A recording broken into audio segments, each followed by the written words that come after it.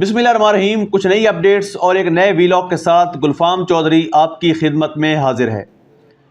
First of all बात करेंगे पाकिस्तान के अंदर जो सूरत हाल है, ख़ास तौर पर सियासी सूरत हाल वो यकसर बदलती हुई नज़र आ रही है और कुछ अलार्मिंग न्यूज़, कुछ अलार्मिंग चीज़ें हमारे सामने आ रही हैं।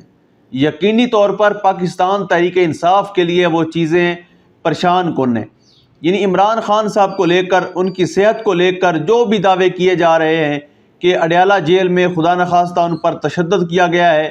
या उनको नाकिस खुराक दी जा रही है या उनके साथ जो सलूक है वो नारवा रखा जा रहा है, तो इस तरह की जितनी भी खबरें हमारे तक आ रही हैं उस पर मोर जो है वो ख़ुद हुकूमत और इसके ओछे हथकंडे और अदलिया के ज़रिए भी जो रुकावटें हैं वो उस पर मोर लगा रही हैं। यानी इमरान खान साहब अडयाला जेल में बंद हैं और उनको तकरीबन 1 साल से ऊपर हो गया। तो रूटीन में जो केसेस की समाअत थी वो जारी रहती थी और उनके वकला की, फैमिली की मुलाकातें होती रहती थी और जुमेरात का दिन ख़ास तौर पर जो है मुलाकातों के लिए मुख्तस किया गया है अडयाला जेल में जो कैदी हैं उनके लिए। तो अब मुलाकातें बंद कर दी गई हैं और अडयाला जेल में मुकम्मल पाबंदी लगा दी गई है। उसके बाद पाकिस्तान तहरीक इंसाफ में एक तशवीश पाई जाती है कि ऐसा क्यों कर किया गया कि मुलाकातों का सिलसिला अचानक क्यों बंद हुआ। तो अदालत से रजू किया जाता है। इंतज़ार हुसैन पंजोता साहब वो जाते हैं, दरख्वास्त दायर करते हैं और दरख्वास्त दायर करने के बाद इंतज़ार हुसैन पंजोता को ही गायब कर दिया जाता है। उसके बाद नौरीन खान जो बहन है इमरान खान साहब की, उन्होंने दरख्वास्त दायर की। उनको मुसलसल 3 दिन अदालतों में चक्कर लगवाए जाते हैं और तीसरे दिन उनको ये जवाब दिया जाता है कि आपकी मुलाकात नहीं हो सकती। अब सोचने की बात यह है कि इस वक्त पाकिस्तान की सबसे बड़ी पॉलिटिकल पार्टी और जिनका एक सूबे में हुकूमत भी है और अपोजिशन में वो तगड़ी जमात है, एक ऐसी पार्टी का सरबराह जिसके बारे में कारकुनान को जो इस वक्त पाकिस्तान में करोड़ों की तादाद में जो उनके वोटर हैं, सपोर्टर हैं खान साहब के, उनमें और उनकी पार्टी में तशवीश पाई जा रही है कि आया क्यों मुलाकात नहीं करवाई जा रही। ऐसी सूरत हाल में अदालत हुक्म देती है कि नहीं जी, जो पाबंदी है वो पाबंदी रहेगी, जब पाबंदी हट जाएगी तो मैनुअल के मुताबिक मुलाकात करवा दी जाएगी। यानी पाकिस्तान तहरीक इंसाफ पर यह एतराज़ किया जाता है कि वो हर मौके पर जी एहतजाज शुरू कर देते हैं, जी फ़लाँ फ़ॉरेन मिनिस्टर ने आना था, फ़लाँ जो है वो सफ़ीर ने आना था। तो ऐसी सूरत हाल में पाकिस्तान तहरीक इंसाफ जो है वो इस तरह की एहतजाजी सियासत करती है जो जी गलत है, इस तरह का एतराज़ किया जाता है। लेकिन जो बुनियाद है उस एहतजाज की, उसको ख़त्म करने के लिए ना पाकिस्तान की मौजूदा फॉर्म 47 की जो हुकूमत है, मौजूदा फॉर्म 47 की जो हुकूमत है जो चोरी शुदा मैंडेट के ऊपर कब्जा करके बैठी हुई है, ना वो सिंसियर नज़र आती है और ना हमारी अदलिया उस तरफ जाती है कि एक मुलाकात करवानी है किसी एक फ़र्द की, यानी इमरान खान साहब की फैमिली से हो, इमरान खान साहब की पार्टी से हो, उनके वकला में से हो, किसी एक बंदे की मुलाकात करवा कर इस मामले को सुलझाने की तरफ भी नहीं जाया जा रहा। मुराद सईद का एक ट्वीट आता है, यकीनी तौर पर बहुत खौफनाक ट्वीट है और मुराद सईद साहब ने दावा किया है कि उन तक ये पैगाम आया था कि अक्टूबर नवंबर के महीने में इमरान खान को खुदा न खास्ता साइड पर लगाने के लिए एस्टैब्लिशमेंट या मौजूदा हुकूमत कोई बड़ा इकदाम कर सकती है।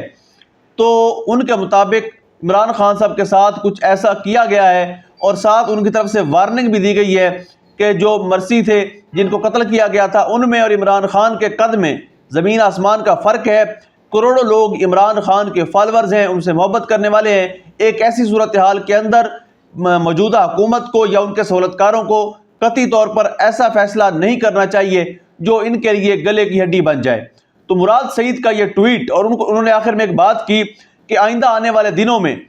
हमें तमाम एहतजाज तर्क करके डी चौक की तरफ बढ़ना होगा और डी चौक जाने की जो डिमांड है उसमें डिमांड ये रखी जाएगी कि इमरान खान साहब को रिलीज़ किया जाए, उनको रिहा किया जाए, उनके ऊपर जो बोगस मुकदमात हैं उनको ख़त्म किया जाए और इमरान खान साहब वापस इस कौम के अंदर आएँ और अपने पार्टी वर्कर्स के सामने आए ताकि उनको यकीन हो सके कि इमरान खान साहब के साथ किसी किस्म का नारवा सलूक नहीं किया गया और वो ज़िंदा हैं, सलामत हैं और मौजूद हैं। तो इस तरह की चीज़ें जो आ रही हैं बड़ी अफसोसनाक हैं। जो सलमान अकरम राजा साहब हैं उन्होंने भी कहा कि हमारे तक जो खबरें आ रही हैं वो बड़ी तशवीशनाक हैं और बड़ी अनफॉर्चुनेटली जो है वो परेशान कुन हैं। तो उन्होंने ये भी कहा कि अगर ऐसा हुआ,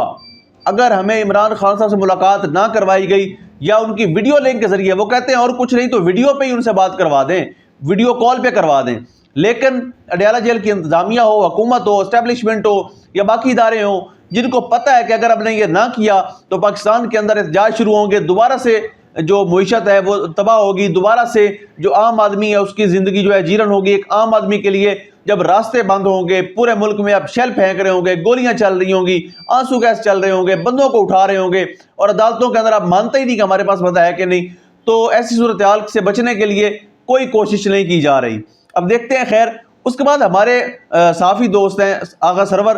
ان کو پیش کرنے کے حوالے سے، ان کی بازیابی کے حوالے سے آج ہیئرنگ تھی، اور لاہور ہائی کورٹ نے یہ آرڈر دیا ہے کہ ان کو 15 اکتوبر تک جو ہے وہ پیش کیا جائے عدالت میں، یعنی آج 11 ہے، 4 دن کا ٹائم مزید دے دیا گیا ہے۔ اور یاد رہے کہ آغا سرور کو آن ریکارڈ ہے، ویڈیوز موجود ہیں کہ ان کو سول کپڑوں میں موجود افراد جو ہیں وہ اٹھا کر لے گئے گھر سے، اور کسی مقدمے میں ان کی گرفتاری نہیں ڈالی گئی۔ ان کو کہاں پر رکھا گیا، یقینی طور پر ان سوالوں کے جواب دینے چاہیے۔ وہ مڈل کلاس سے اٹھا ہوا لڑکا ہے، ایک محنتی ہے اور قابل انسان ہے، پاکستان کے لیے بولتا ہے، پاکستان کے لیے سوچتا ہے، پاکستان کے لیے کام کرتا ہے، تو ایک ایسے بندے کے ساتھ اس کی ریاست کا اس طرح کا سلوک کرنا وہ افسوسناک ہے، شرمناک ہے اور قابل مذمت ہے۔ لہٰذا وہ اب دیکھتے ہیں 15 تاریخ کو کیا کہانی سنائی جاتی ہے۔ اس کے بعد عمر ملک ہیں، سوشل میڈیا ایکٹیوسٹ ہیں، جو فارن ہوتے ہیں اور وہ اپنی جماعت کے لیے مختلف ترانے وغیرہ جو ہیں وہ کرتے رہتے ہیں ریلیز، تو ان کو اٹھایا گیا۔ ان کے والد صاحب انتہائی بیمار تھے، پاکستان پہنچے تو ان کو اٹھا لیا گیا اور 9 مئی کے مقدمات میں ڈال دیا گیا، یعنی وہ بندہ جب باہر تھا تب کے مقدمات میں اس بندے کو شامل کیا گیا